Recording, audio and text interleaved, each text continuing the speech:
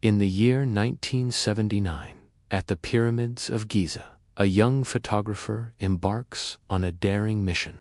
He had heard from many people that in the lowest chambers of the Giza pyramids there is a tomb cursed by ancient Amti. It is said that whoever enters that tomb and awakens the mummy there never returns. But dismissing all these stories as baseless and driven by the greed to become the first photographer in the world to take pictures of that tomb, James Carter enters the Giza pyramids. What happens to him next is something he couldn't have imagined. Whose tomb was it in that pyramid? And exactly which curse of Amti was this photographer about to face? To find out, stay tuned with me till the end of the video. With a camera in his hands, James, taking advantage of the night, enters the corridors of the pyramids. The air inside is extremely dry and heavy, making it difficult for him to breathe. But upon entering, he sees ancient Egyptian symbols on the walls. Seeing this, his curiosity is further aroused. He slowly starts moving deeper into the pyramids. Suddenly, he sees a notice: danger of death. It says that the space inside is very small, which can cause claustrophobia and lead to death. But James is not afraid of this. Having come this far, he was not about to turn back. He continued forward in the darkness. When he couldn't see anything ahead, he turned on his flashlight. Passing through a small passage, he reaches a large chamber where he sees amazing things: large statues, pottery made by Egyptians, and gold jewelry that no one had touched for years. He immediately starts taking pictures of everything. In his excitement, he goes even deeper. Then, suddenly, his hair stands on end. His breath gets stuck in his throat, and for a second, he sees a terrifying vision: a tall, ancient man wearing a crown with glowing eyes. This was none other than King Rudamon himself, whose tomb was located there, and whose curse was famous throughout the world. It is said that Rudamon had a direct connection to the spirit world. James blinks, and the vision disappears. He convinces himself that it was just a hallucination, a trick of his mind. He goes deeper into the tomb, taking pictures of every mysterious thing he finds. Then he reaches another entrance with another terrifying sign: this place is haunted, and entering here can lead to your death. Clearly, this sign was not a joke. James is somewhat frightened by it, but blinded by fame, he continues to go deeper. But from here, his situation starts to change. A strange sound starts echoing from within the tomb. James's heart starts pounding. He tells himself that it must be the sound of the wind. After turning a corner, he suddenly sees a note near a statue. This note was written by a Henry Cockwell, who came to explore this place in 1922. Henry had written about how the energy of this powerful tomb had attracted him. He believed that this place was not actually a king's tomb, but a door that had the capability to take humans to another world. Henry talks about strange sounds and invisible forces that he couldn't explain at the time. In the end, Henry warns that this place is supernatural, and he would leave many such notes here to help anyone who came after. James reads the letter carefully and becomes extremely excited. Perhaps he was about to uncover a secret that no one else knew. He starts going into chambers of the tomb where no one had gone before. Then, suddenly, he sees her, a terrifying-looking ancient Egyptian woman. The woman was dressed like a queen and standing alone in the darkness. James blinks, and suddenly, the queen disappears. James thinks that there is no point in turning back now. Now he would only leave after taking actual photos of the tomb. Soon, he finds another letter written by Henry.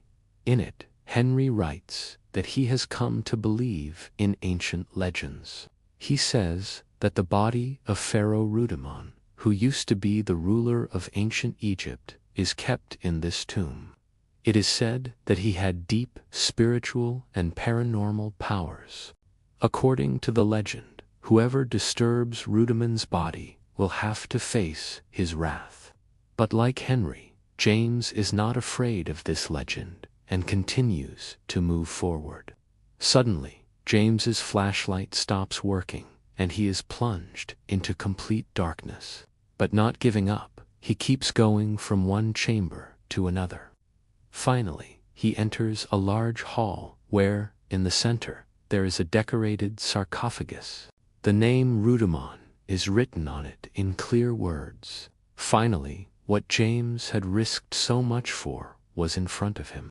He opens the sarcophagus and takes its picture. Then, suddenly, a loud voice echoes in the tomb. It was a woman's voice, perhaps that of the queen James had seen. It sounded as if she was crying over her husband's death. James's hair stands on end. He had taken the picture, and now he wanted to get out of here as soon as possible.